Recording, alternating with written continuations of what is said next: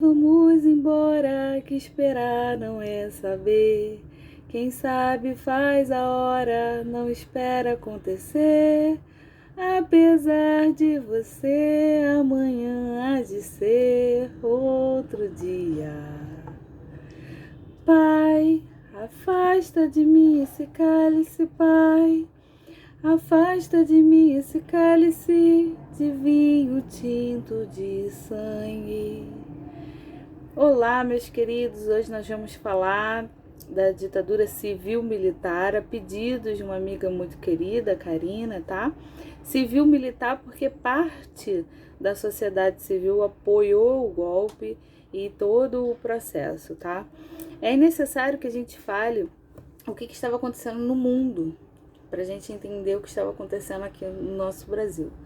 Enfim, o mundo estava bipartido entre dois sistemas, o capitalista e o comunista, tá? Era a Guerra Fria. Estados Unidos e União Soviética disputavam, ideologicamente falando, o mundo, tá? E se tinha a ideia do efeito dominó, os norte-americanos tinham muito medo que algum outro país, além de Cuba, aqui na América, né, se tornasse comunista. Eles tinham medo mesmo daquele efeito do dominó, né, das peças juntinhas, e aí se você acaba derrubando uma, todas as outras caem juntas, tá? E eles apoiaram todo o processo de golpe militar que aconteceu aqui no Brasil, tá? Nosso presidente era Jânio Quadros e ele renuncia, faz uma carta de renúncia dizendo que forças ocultas o fazem, né, sair da presidência. Enquanto isso, o seu vice, a mando dele, estava na China, tá? E aí gente, se é difícil voltar da China hoje, né? Leva-se muito tempo.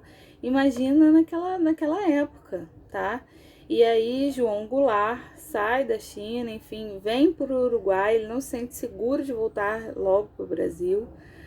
E depois ele até volta para o Brasil a pedidos, né? Brizola participa de todo esse movimento, tá? Brizola era genro de Jango, ou João Goulart, como queiram, tá? E nesse momento há um hiato, né? O presidente, quem deveria assumir legitimamente, né? Seria João Goulart. Só que quem acaba assumindo esse período e fica, se eu não me engano, 14 meses no poder, é a Mazili, né? Enfim. Depois há uma troca, mas Jango acaba assumindo a presidência, tá? Pede um plebiscito para a população escolher o melhor sistema, se era o parlamentarismo ou o presidencialismo. A população escolhe o presidencialismo e ele assume. Só que o governo dele fica super conturbado por conta dessas interferências também dos Estados Unidos aqui. Há um documento, né, claro, com a assinatura de Kennedy, dizendo que era necessário causar essa turbulência, né, política no Brasil para retirar Jango, tá? Tudo por conta das ideias de João Goulart, de bem-estar social, enfim, tá? Quando a situação começa a piorar, e piora tanto no sentido que não dá mais para segurar, quando vai acontecer as reformas de base. Acontece um comício aqui na Central do Brasil, Rio de Janeiro, e o presidente defende as reformas de base da educação energética, enfim, até da reforma agrária. E a população muito conservadora, né, começa a ver com um certo perigo. Ai, o Brasil vai se tornar, meu Deus, o Brasil vai se tornar comunista, e aquela questão toda. Coisa que, na verdade, isso nunca aconteceu, tá? Não era uma proposta do Brasil se tornar comunista, enfim, tá? E aí acontece isso. Ele também, João Goulart, vai acabar interferindo nas Forças Armadas por tradição. Alguns setores não podiam votar, tá? Algumas patentes. Ele acaba interferindo, enfim, tem uma questão séria na Marinha. E aí a questão fica tão séria, tão séria, tão séria, que acontece o golpe militar e ele é retirado do poder, tá? Ele vai se refugiar no Uruguai e, enfim, vamos passar aí pelo menos 21 anos. Por que pelo menos 21 anos? Porque vários historiadores, né, colegas, não sabem ao certo, não tem uma decisão correta ou certeira de quando que a ditadura militar vai acabar. Alguns consideram que a ditadura militar só vai acabar na Constituição de 88, outros já consideram em 85, enfim. Mas foi um período muito conturbado da história, um regime de exceção, tá? Então a gente não pode falar, ai, que saudade do regime militar, porque, enfim, não se tinha liberdade de expressão. Aí alguns falam assim, ah, mas não tinha corrupção. Tinha. Ah, mas não tinha violência. Tinha, mas muita coisa não era noticiada, tá? Inclusive as milhares de pessoas que foram torturadas, né? Até indico um livro chamado Brasil Nunca Mais, ler e chorar, porque ali tem as táticas de tortura, né? Tem várias pessoas que desapareceram, né? As famosas ossadas, enfim, que o presidente até fez uma brincadeira super infeliz, se é que a gente pode falar chamar isso de brincadeira, né? Quem gosta de urso é cachorro, um tempo atrás. Enfim, gente, é muito difícil falar sobre o tema, é só uma pitada, mas para que vocês entendam que naquele momento, né, o que estava acontecendo no mundo e o que acabou acontecendo aqui no Brasil. Vamos ter a ditadura militar parte 2, 3, 4, 5, 6, enfim, são muitos assuntos para falar dentro desse. Gostaria de pedir desculpas se alguém se sentiu ofendido, enfim, por isso, mas a gente não pode negar a história, a gente não pode apagar a história.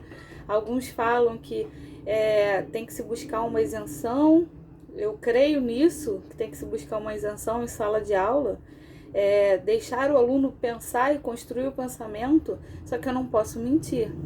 E eu trabalhei, né, no arquivo público do Rio de Janeiro, com documentação da ditadura militar. Eu limpava os documentos, né? Lá fiz estágio na época da faculdade, e lá a gente assinou um termo de que a gente não poderia passar as informações, porque existiam fotos, relatórios de presos políticos, tá? Muitas vezes foto do sujeito antes e muitas vezes foto do sujeito depois.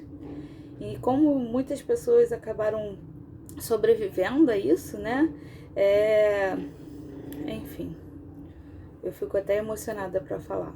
A gente não pode sair com as informações e dar nomes, a não ser que a pessoa autorize a pesquisa, enfim, tá? Uma questão muito complexa para vocês entenderem como já existia fake news, né? Enfim, só que não com esse nome, né? Era um medo do que comunista come criancinha, enfim, que isso acabou lobotizando mesmo parte da população, tá? Existia o DOPS, né? Que era um órgão para presos políticos, enfim. Tudo que se produzia no Brasil de cultura, de música, enfim, tá? Era colocado, você tinha que passar por um censor. Essas músicas acabaram passando, né? Não sei como. Chico Buarque até troca de codinome, passa a ser Julinho de Adelaide, se eu não me engano, para poder fazer com que suas músicas passem, né? Enfim, muitas pessoas foram exiladas, precisaram fugir às pressas, né, do Brasil, enfim. Mas se busca uma isenção, que essa isenção muitas vezes não acontece, porque nós somos criados por livros que nós lemos, por pessoas com as quais nós conversamos, pelos filmes. E como eu trabalhei no arquivo público, né, e vi muita coisa, li muita coisa, e ali são documentos oficiais do Exército, tá? Então não há isenção possível, eu não posso mentir, tá? Realmente a ditadura aconteceu e foi dura, cruelíssima. Pessoas morreram, foram torturadas, choques elétricos, enfim, eles cortavam mamilos, violência sexual, deixava a pessoa sem humanidade, ok, meus queridos? Então, desculpe o assunto tão pesado, mas é necessário a gente colocar o dedo na ferida muitas vezes, tá bom? Um beijo, aguardem as cenas dos próximos capítulos. Semana que vem nós vamos falar sobre o Holocausto Brasileiro, tá? O chamado Holocausto Brasileiro, a pedido de uma pupila que tá fazendo a história, tá? Muito querida também. E vamos que vamos. Tchau, tchau, meus queridos.